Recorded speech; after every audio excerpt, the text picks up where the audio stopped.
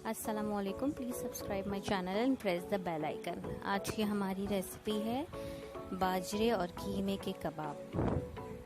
ये बहुत मज़े के बनते हैं। इसमें चंद एक ज़रूरी हिदायत है जिस पर आप अमल करेंगे तो आपके बाजरे के आटे के कबाब कभी भी नहीं टूटेंगे।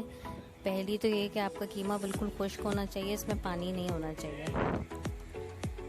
ये हमारे पास बाजरे का आटा है 1 कप, हरा धनिया है आधी गड्डी चॉप की हुई, बीफ या चिकन का कीमा ले सकते हैं आप 250 ग्राम, चॉप टमाटर है 1 अदद, दही हमें 3 बड़े चम्मच भर के लेने हैं 3 टेबल स्पून, हरा प्याज है इसमें 125 ग्राम, 1 चुटकी सोडा है 1/4 टीस्पून, साबुत धनिया हम इसमें 1 टीस्पून डालेंगे, अदरक लहसुन है पिसा हुआ 1.5 टीस्पून, लाल मिर्चें पिसी हुई 1 टेबल स्पून है, हल्दी पाउडर है आधा टीस्पून, नमक आपके हस्बे जायका आप डाल सकते हैं।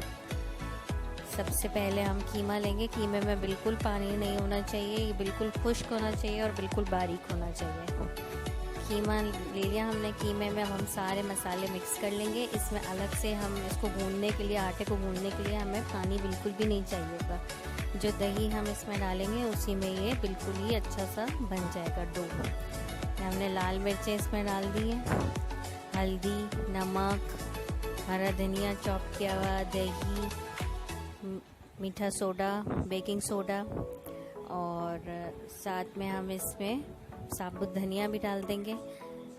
दही, अदरक, लहसुन, टमाटर सब चीज़ें इसमें डाल के हम उसको अच्छी तरीके से गूंद लेंगे, आटे के जैसा मिक्स कर लेंगे।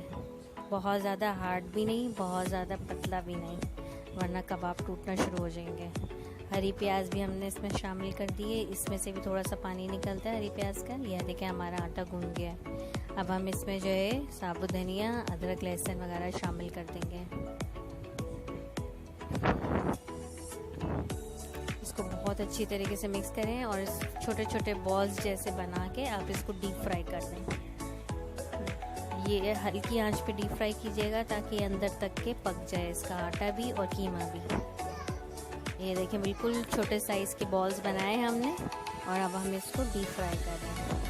ये हमारे कबाब बिल्कुल तैयार है। इसको आप दही के साथ, सादे दही के साथ और एक चटनी बनाएं जिसमें इमली, कुटी हुई लाल मिर्च और नमक होगा। बस इसको मिक्स करके इस चटनी के साथ आप ये सर्व करें। दही और चटनी लाजमी सर्व कीजिएगा साथ में, इसी से इसका टेस्ट और बढ़ जाता है।